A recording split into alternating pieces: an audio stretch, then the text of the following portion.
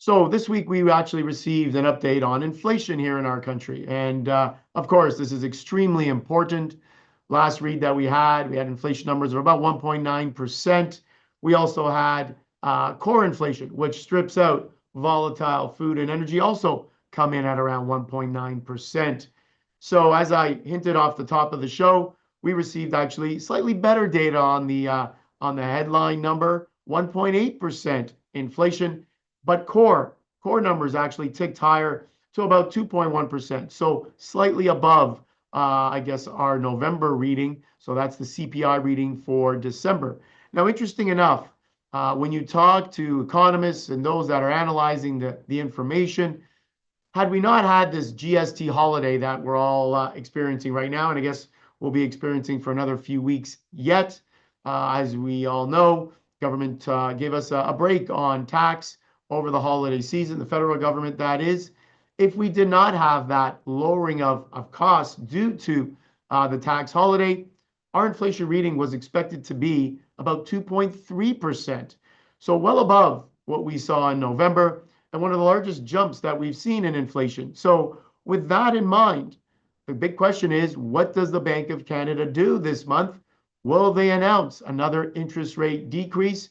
I guess coming up in the next week and a half or so. Will they continue to cut rates as aggressively as they did last year?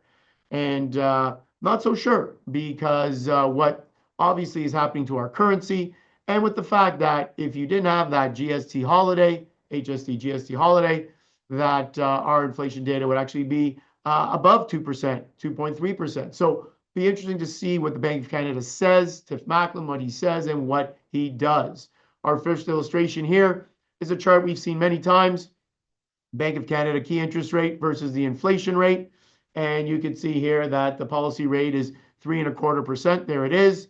And you can see now our inflation rate 1.8. But as I said, you can probably look at that as being closer to 2.3% than 1.8%, just due to the GST HST holiday that we are experiencing right now has obviously brought down prices. Our next chart here just shows the path that the Bank of Canada has taken. There it is. And you can see all the different times the bank paused in 2024 and then begun an interest rate decrease or lowering cycle. And you can see starting in June, the cycle began, quarter point cuts, and then we actually had 250 basis point cuts in October and December to end the year. So about 175 basis points or 1.75% came off interest rates. Question now becomes, how quickly does the Bank of Canada cut rates this year? Again, with our dollar well below 70 cents, actually coming in just above 69 cents just as early as this morning.